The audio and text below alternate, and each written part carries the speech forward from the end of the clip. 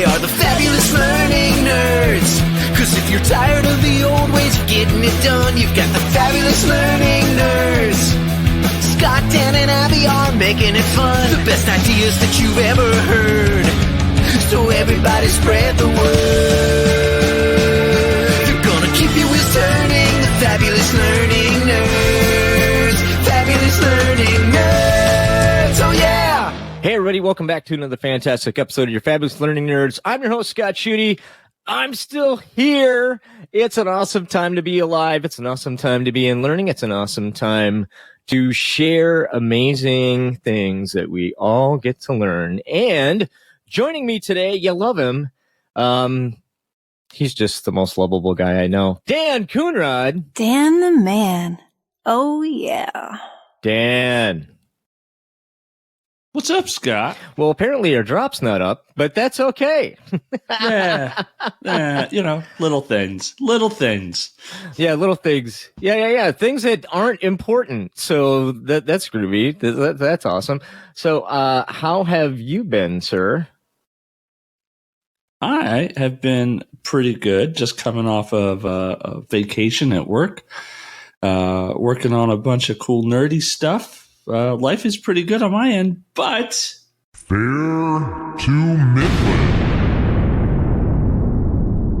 Snuck it in. You snuck it in. I had to. I couldn't believe you didn't bite on that. It's been a couple of weeks since Paul. By the way, it is. That's what's going on. I'm out of practice. I could have talked to Paul for like a day. It was so great. I'm going to thank Paul Hart. It was so great. Abby, you missed out on that one. But we're all nerds. By the way, I saw. You know what? Abby's here too. So let's go ahead and get Abby in here. Everybody, you love her. She's the Duchess of Design. Abby Dawson. Everybody.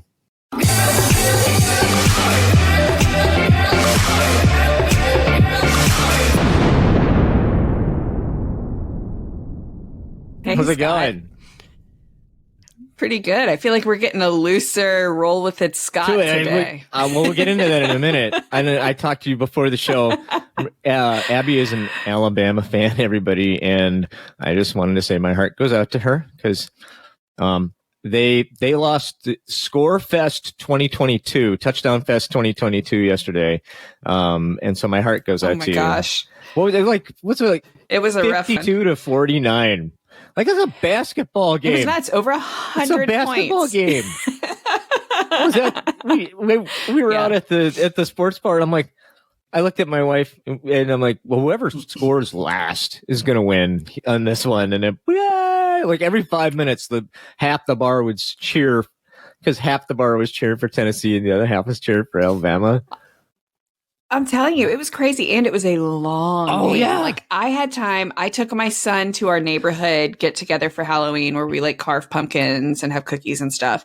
And then I brought him home. I went for a run, came back, took a bath and a shower, came downstairs and I was like, how is this game still on? Like, couldn't believe it. And the fourth quarter had just started. I was like, oh my gosh. And then I had to watch that tough fourth quarter. Well, that's because, touchdowns, they got to reset after a touchdown. You have, how many touchdowns is that? 20? Oh my gosh. It was a lot. It was a lot. Not 20. It was a lot of touchdowns. So it'd be, okay, let's go to commercial break and make a lot of money. So we did that. And our 5-year-old could not understand. So we get down to the last, 5-6 seconds of the game that took about 20 minutes. And my son kept trying to show us something. And we were like, all right, there's 2 seconds left in the game. Just a minute. And 5 minutes later, he was like, I think I get time. He was like, you said 2 seconds. We're like, I know, but in football, that's a different amount of time. That's an eternity. I think I get time. That's an eternity. I'm so glad. I just tell everybody, this is great. Today we're going to allow ourselves to be vulnerable because I think vulnerability is really great. And I have the opportunity to be vulnerable to people that I love. And so if I haven't said this on a show, my time that I get to spend with Abby and Daniel is just precious to me because they're just amazing people. Oh, I know. Thanks, it's Scott. true. I mean, people, I get a lot of comments on you guys like, oh, you guys are great, blah, blah, blah, blah. Well, you don't really know how great they are. They're just really, really great. And they're just really awesome people. So I'm really blessed with that. So we were just kind of talking about things. And for those that don't know, I live in Cape Coral, Florida, everybody, which was a town that nobody had heard about until 2 weeks ago. And now I feel like, oh, everybody knows where that is. And so we were just kind of shooting the crap on Scott, are you okay? Ground zero for what we can extensively call a Cat 5 hurricane is not a place that anybody wants to be, but we're dry and we're safe. And you know what? The interesting thing for me is just like so much learning going on. So we thought we would just kind of talk a little bit about that and kind of set ourselves up for success moving forward and give you guys an opportunity to kind of pull back the curtain on some vulnerable, real people. So you guys, that's kind of where we're at. How's that? How's that sound? No real topic. We'll just shoot the crap on how things are going. How's that? Okay, Abby's nodding her head. In radio, you should say yes. Right? That's just kind of how that works. Well, yeah. And it's just nuts to think like everyone says you had a lot of time to prepare. But it's just to think you were going to like there was no understanding what was about to hit, right? Like that was just so insane. The interesting thing about all of that, no one could prepare for that. I've ridden on a couple hurricanes. It's I shouldn't say not a big deal, but you learn how to do that. And so, but the interesting thing was Mother Nature's has its own mind. And so we're watching, here's the track. So in Florida, you watch the storm track. Here's how it's going to go. Here's our consensus model. This is where it's going to go. This is where it's going to go. And it was supposed to go up to Tampa. And if you live up in Tampa, my heart goes out to you. Because if Ian had hit Tampa, it would have been way worse, just so you know, because there's so many. I mean, it would have been oh my, wow. I mean, I hate to even, no, I don't hate to say it. I'm actually thankful that it didn't hit Tampa because a lot of people would have died, I think. But at any rate, it was supposed to kind of be offshore, and then it just kind of went boop, and it kind of changed course really within 24 hours. So what we were expecting to get when it was telling us we were going to get, we're just going to get a little bit of wind, going to have a kind of a bummer day, to batten down the hatches and get the hell out of Dodge was like probably less than 24 hours. So, and then a lot of people, I think, this storm was different insofar as a lot of people were, when you get used to how to ride out a storm, it's like, oh, okay, I know what I'm doing. This is great. But the storm surge here was a real thing. And when Ian came around in 2017, we evacuated for that. But they were saying storm surge there, and we didn't get any because it hit below us. It hit at Marco Island. And the way here's some things you can learn, folks. So from a learning perspective, what happens is that the top part of a hurricane will pull water down the backside and then push it up, right? So there are pictures of Tampa Bay shortly before the storm surge hit down here in Cape Coral, where you could walk across Tampa Bay because all that water got sucked out, and they gave it to us. And so what happens is I think a lot of people were like, well, we've been through this before. No big deal. They're saying, X amount of feet in storm surge. No big deal. It was a huge deal. And I think that moving forward, the people, when that kind of thing happens again, if it should ever happen again, people are going to get out of Dodge like I'm going to get out. And honestly, that's the biggest worry that I had. Like if, and I'm not on the coastline, but I'm about 6 miles from the coast, 5-6 miles from the coastline. And we were still like, whoa, this might hit me. So after everything was done, that was what I kept looking out the window waiting for this wall of water. And luckily for my wife and I, we didn't get it. But there are some learnings. So one of the things that's really interesting and this is a public service announcement for people. Hey, listen, you got to be prepared. And so one of the things that we were not prepared for was just this lack.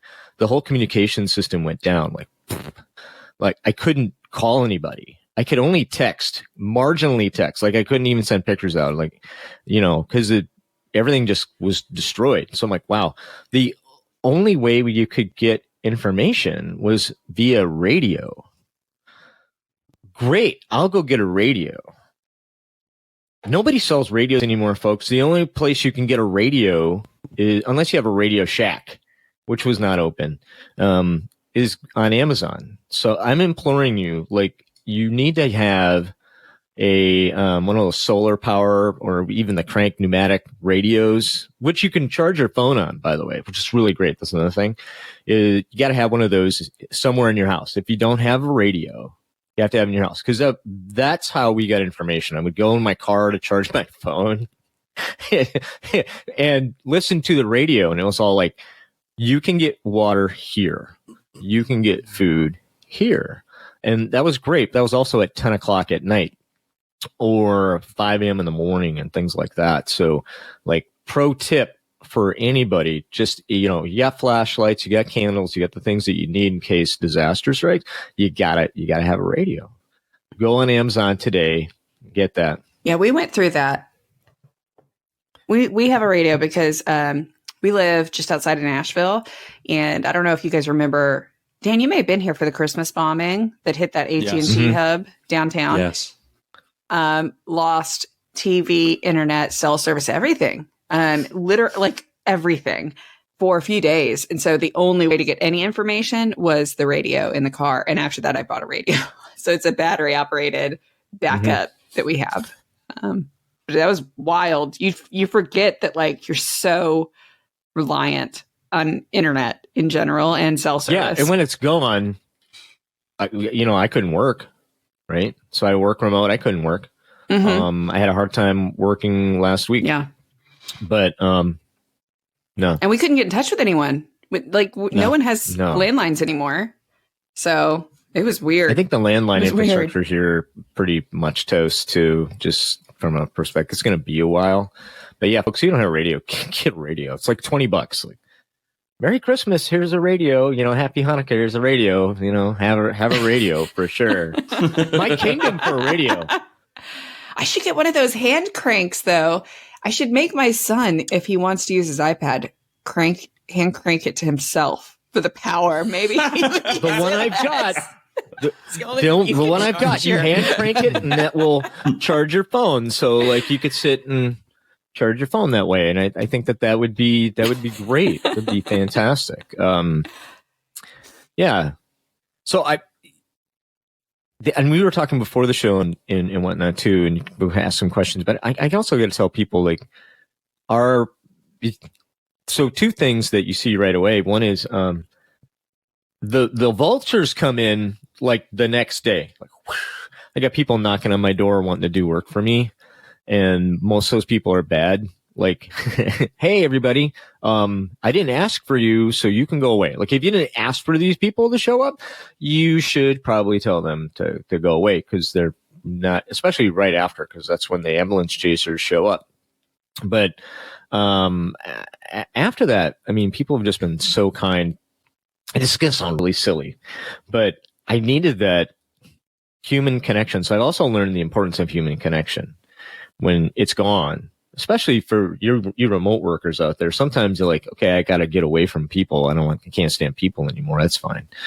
But when you need that human connection, then that's really important. Like, I need people. So, trying to get back into work, trying to get back to some sense of normalcy was really important to me. But it was difficult, because where do you go do that? I work part-time. I teach Zumba at the hospital wellness center, which is fun, right? And great. And I got great students, and we have a good time. And I got a note from them, like, we're going to open up the gym for people to take a shower, because after 5 days of not taking a shower, you get really ranky. Just so you know, I learned that too. And so 5 a.m. in the morning, when I could email out, between 5 a.m. and 6:45 is when I could email out. So I emailed out. I'm like, hey, love to stop by for a shower. Do you guys have internet? And then Rob, my boss, Billy's her name, she wrote back, yeah, we have internet. So I showed up, I showered, and I said, I'm going to borrow your internet. They gave me an office and a desk, and they had free food. And they really took care of me for like 2 days. And remember getting on a call with my team and I could actually use the video, and they're like, I was smiling. What are you smiling about? Oh my God. It was just so, it just that moment, that few hours of feeling normal again was so powerful. It's like, I was so happy. Right. And then of course you get in your car and you drive through the mess to get back home. And that starts all over again. But, I think the propensity for people to just show small acts of kindness, I think it's just so powerful. So Scott, like there's a difference being able to go back to work again and being ready. Like how are you working through that? Because like now that you've got internet, are you ready to like put things together? Are you ready to get feedback on stuff? Because even though like you're in a career where we get feedback for a living, it doesn't mean like when you're having a bad day, you're ready to get feedback. So little things like that, right? Like how are you determining I can work today, not only because I have internet, but like I'm in a place where I can do work and I need a few minutes. I need to go do something else. So kudos to my boss and the people that I work for. They've been incredibly kind to me. So the expectations for me are pretty low. As a matter of fact, my boss, like, I don't need anything from you. So you just go take care of yourself. And I'm like, well, I kind of need some things from you. Like I kind of need that connection and whatnot. So it's all touch and go. Like some days are really good and some days are really bad, like really, really bad.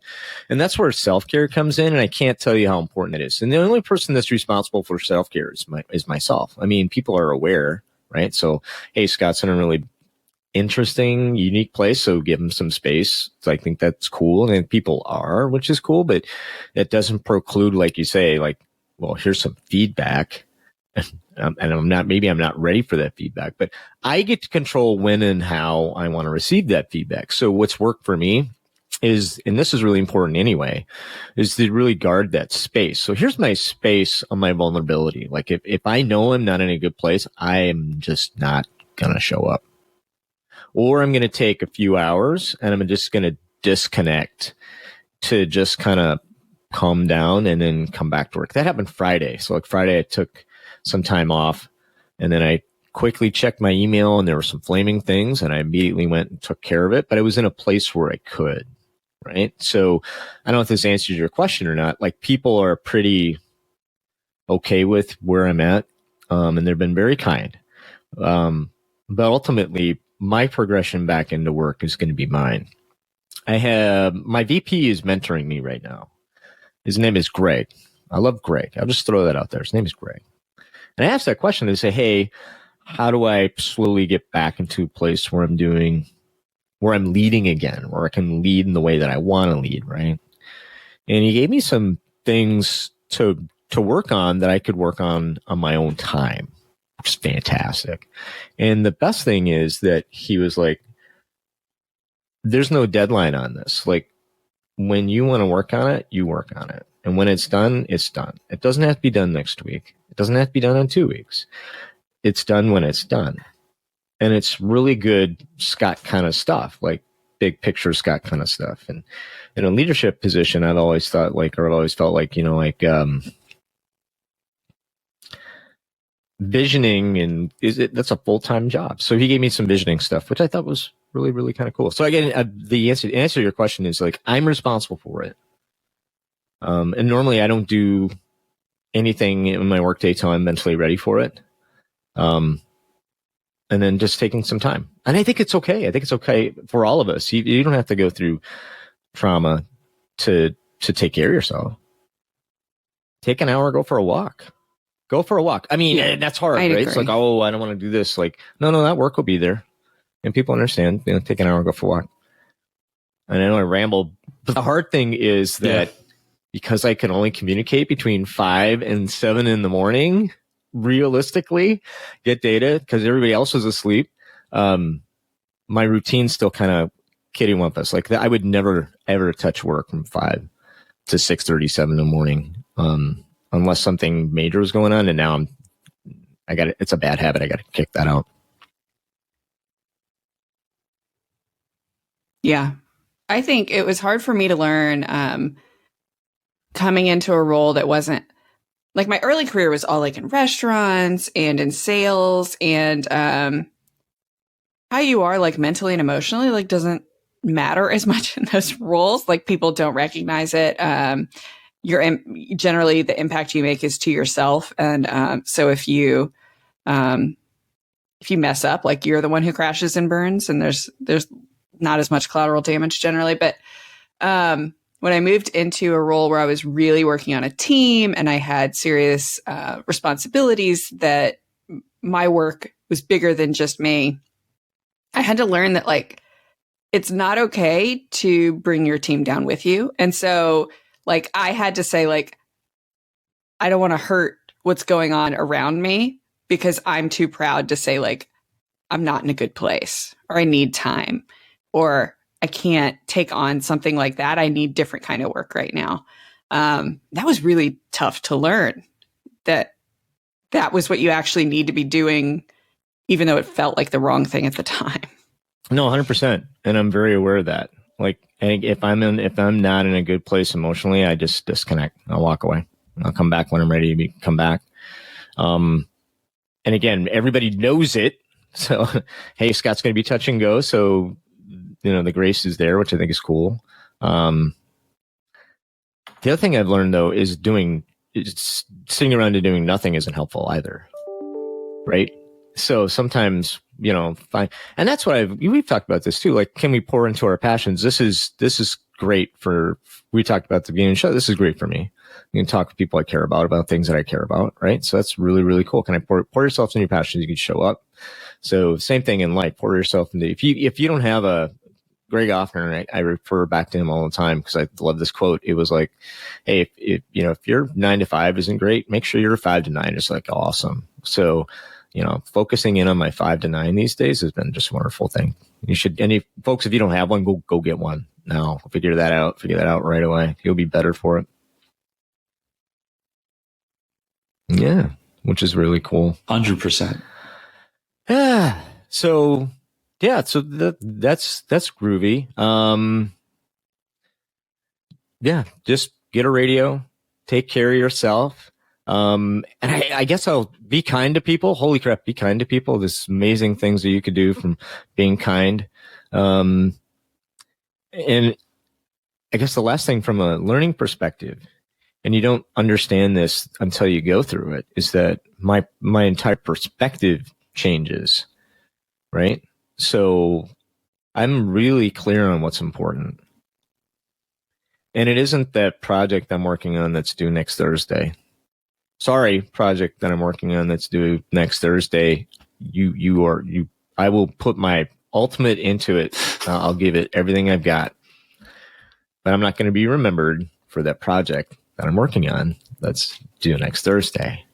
I'm really, really clear on what's important. And I'm just noticing little things that have changed in my behavior that are really positive and good.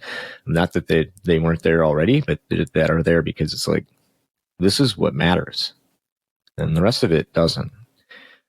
And well, you guys matter. Dan, we made the list. I know. I just want to say, what a perfect encapsulation of who Scott is, that he apologized to next Thursday's project. Because it's not going to be 180% of what Scott's going to be able to give, and that's okay. But I've also, like when the baloney happens, and so in those times when I am released fully engaged at work and baloney happens, right? So baloney just kind of happens, and I'm like, that stuff would just drive me crazy. I'm like, what are you guys doing? What are you thinking? Can we talk? And I'm like, okay, all right. Well, that really kind of doesn't matter. What matters is what I contribute. The other thing too that is really cool on what matters, like I've got good people below me. I got a great team below me, and I'm really leaning in on them. And one of them, her name is Molly. I don't mind putting Molly up. She's called me every day. Are you okay? How you doing? How can I help you today? Oh God, thank you so much. I love that so much. And people will step up. I'm getting overclamped. people have stepped up for me, which allows me to go ahead and lead, which is what they hired me to do anyway. And I think we're getting better results from it too. But the leaning in on folks during times like this, and amazing things will happen when people have the opportunity to step up for someone they care about, right? And kudos to folks that have relationships with others where people will step up and like, hey, how can I help? It's like Molly. That's just amazing stuff.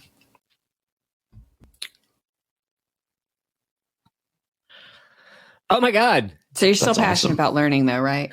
Even though, and I say that as a joke. We wouldn't have scheduled that's the a show if I wasn't passionate about learning. Hey guys, what are we talking about? It's so funny. Like I said, here, let's just get together. I don't have a guest this week, but I miss you guys, and we should totally. Our audience deserves to hear something. Here's some topics, and the topics were all okay, but we just started talking. I'm like, this is really good stuff. Let's talk about this. But yeah, of course, I'm still passionate about learning.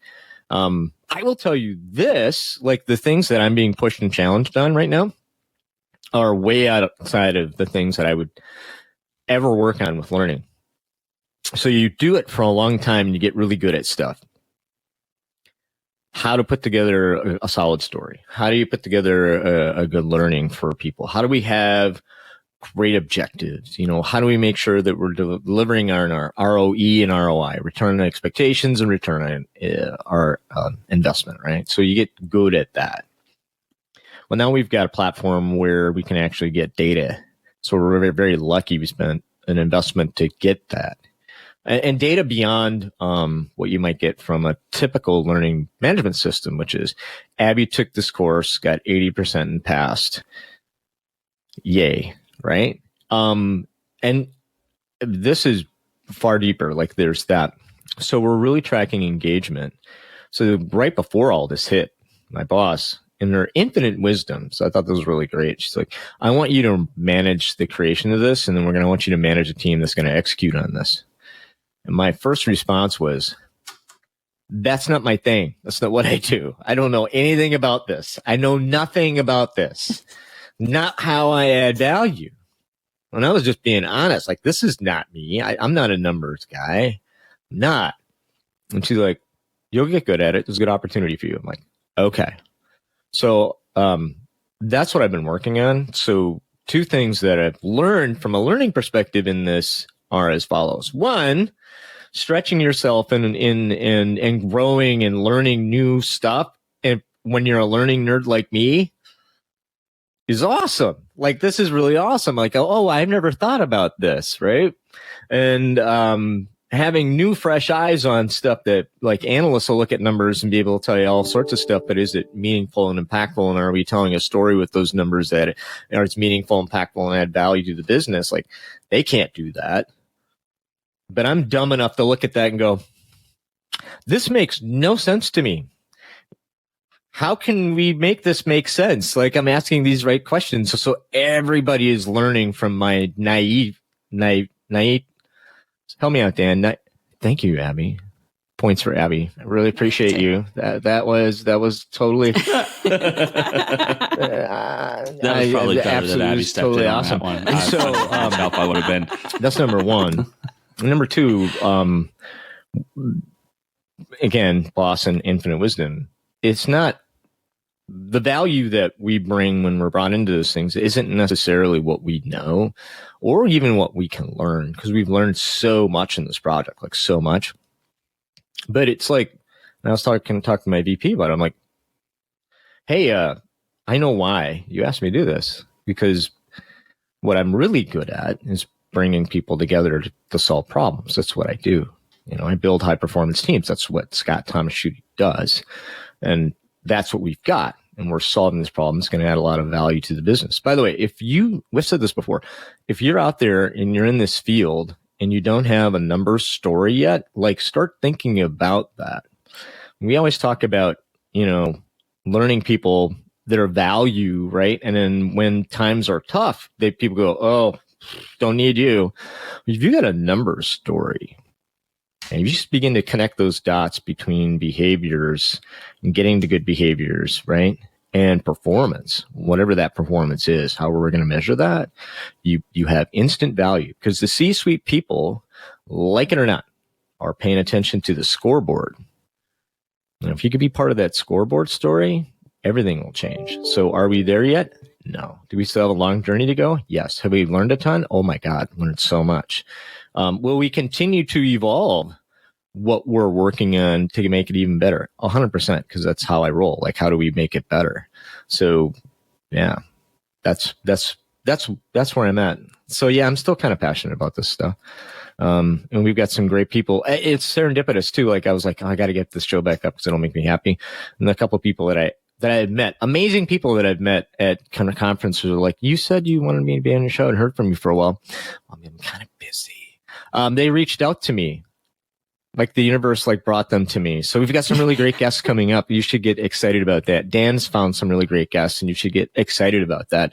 And we'll actually talk amazing learning stuff here in the next couple of weeks for sure. So I'm super excited about that. I know it's a long-winded answer, but I'm a long-winded guy. I'm a training guy. We all talk till we're blue in the face.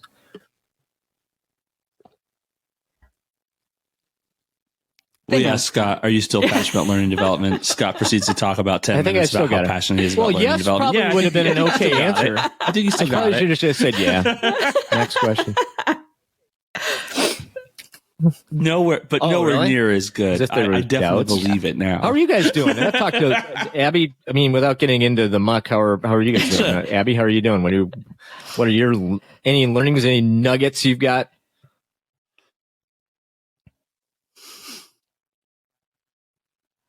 We're doing good. We're in a transition phase in a lot of ways with big initiatives that we're working on right now. And it has also made me uncomfortable in many ways, but to your point, probably a good opportunity to grow because it's a cool. Stretch. Dan, the man. We're getting there. Yeah. I'm pretty fantastic. I know normally there's the fair to Midland answer, but I'm pretty fantastic. This week was an awesome week. I'm writing a book with a few friends, and we've just hit manuscript complete. Dan, I know. When were you going to tell us? It's a picture book, Abby. It's I a was picture going to book. tell you guys today. I've been very mum about it. It's a picture book. Yeah, it's 23 pages about stuff. No, I've been very mum about it because I didn't want to count my chickens until they were hatched, and I didn't want to be like, oh yeah, I'm working on a book, and then 10 years later be like, I think I was working on a book at one time. No, I just got cracking with two people who have been just fantastic partners and great accountability partners. And we hit manuscript complete, and we're going to have a lock-in soon just to kind of wrap up bits and pieces.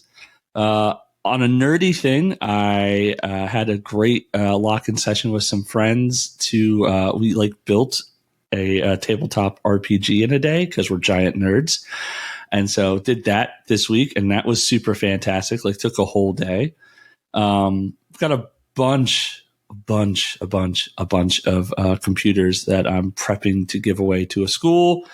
And that's been way more work than I intended, but it's going to be really awesome. So yeah, busy week. This was my week off, by the way. This was the week off. That's great. That's fantastic. You're doing good work. By the way, I saw a t-shirt today and it said nerd. And then below it in small letters, I prefer being called smarter than you, is what I thought it said. Yeah. Awesome. Well, I think that's a good place to wrap up unless anybody has anything else to say. You guys have listened to me pontificate for a while. Yeah. Ooh, I never pontificate. I need your help. You didn't even need my help, Abby, but not pontificating. Well, Dan, could you do us a favor and tell everybody how they could get a hold of us? And for more information about us, what we do, and updates, you can check out our website, www.thelearningnerds.com.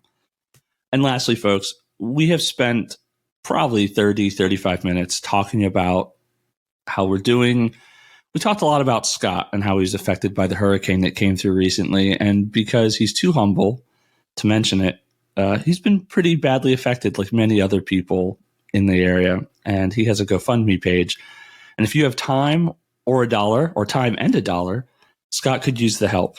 Even if it's just to share out the link, we all here would really appreciate it. Sorry, Scott. Busted.